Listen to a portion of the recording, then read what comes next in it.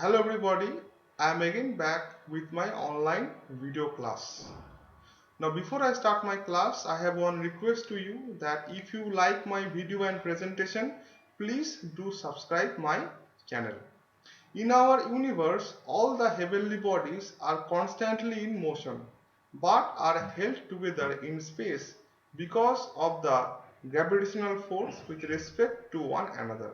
Since Earth is also the part of the universe, it is moving constantly with respect to other heavenly objects like sun, moon and stars. So we can say that all the heavenly objects or bodies are moving with respect to one another.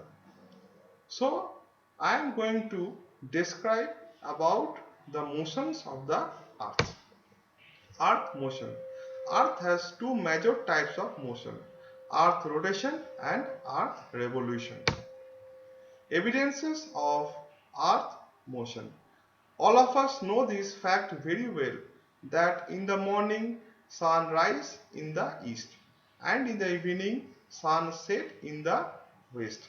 It seems to us that the sun is moving in the sky, but it is actually not the sun is moving. Rather, the earth is rotating on its axis.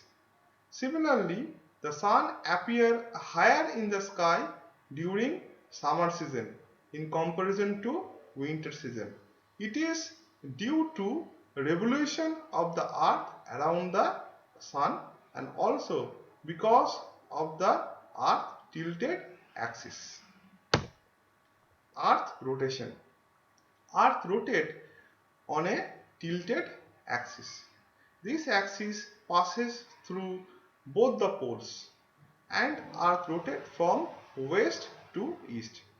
The time taken by the Earth to complete one rotation is 23 hours, 56 minutes and 4.09 seconds. Axis of rotation. The axis on which our Earth is rotating is slightly tilted. It is tilted at an angle of 66.5 degree with respect to the orbital plane, and with respect to the perpendicular drawn to the orbital plane, it is tilted at an angle of 23.5 degree. Speed of rotation.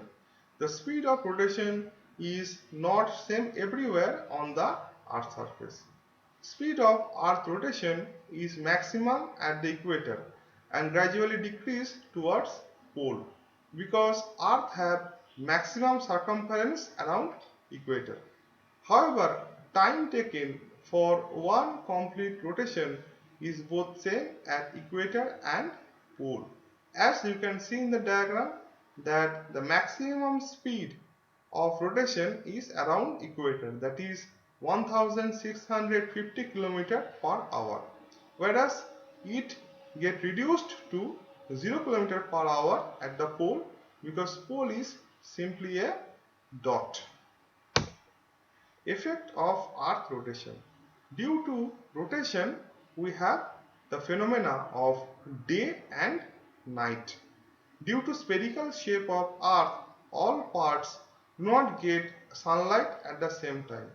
The part that receives sunlight experience day and the opposite part experience night. The line that separates day from night or night from day is known as circle of illumination. Coriolis effect. Due to rotation, we experience Coriolis effect on the Earth's surface. This effect was described in 1835 by a French scientist who is known as Gustave Coriolis. It changed the direction of ocean currents and winds on the Earth's surface. Due to Coriolis effect, the ocean currents or wind deflected to right in northern hemisphere and to left in southern hemisphere. However, Coriolis force or Coriolis effect does not cause any kind of deflection along the equator. Revolution. Earth revolves around the sun in a counterclockwise direction. Earth revolves in a fixed path that is called orbit of Earth. It takes 365.25 days to complete one revolution. Distance of Earth from the Sun. Since Earth is revolving around the Sun in an elliptical orbit, for that the distance between Earth and Sun varies from time to time. It is minimum during perihelion, that is 147.1 million kilometer, and maximum during aphelion, that is 152.1 million kilometer. During perihelion, it is summer in southern hemisphere and winter in northern hemisphere. During aphelion, it is summer in northern hemisphere and winter in southern hemisphere. Perihelion appear on 3rd January and aphelion appear on 4th July. Effect of revolution and tilted axis. Due to tilt in the axis of the Earth and due to revolution, we experience seasonal changes. Normally, we experience 4 types of season: summer, autumn, winter and spring. Summer solstice. Summer solstice happens on June 21st. This also happened due to revolution and due to tilted Earth axis. As you can see in the diagram, that along the equator the length of day and night are same, 12 hours each.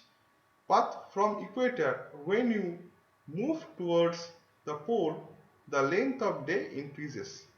It becomes 24 hours of daylight beyond Arctic Circle.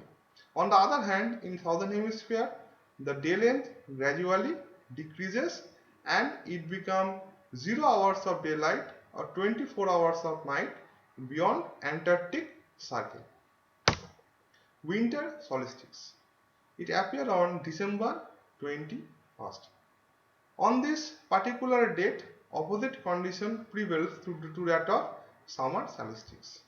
In southern hemisphere, the length of day gradually increases towards south pole, and in northern hemisphere the length of day gradually decreases towards north pole. Equinoxes. We experience 2 kinds of equinoxes, autumnal and vernal. On 22nd and 23rd September we experience autumnal equinox, and on 20 and 21st March it is vernal equinox. On these particular dates, length of day and night are equal all over the Earth's surface. So with this I complete my video lecture. Hopefully you will like the lecture. If you have any kind of query, please do message me in the WhatsApp group, or you can put your queries in the comment box of the YouTube. Thank you.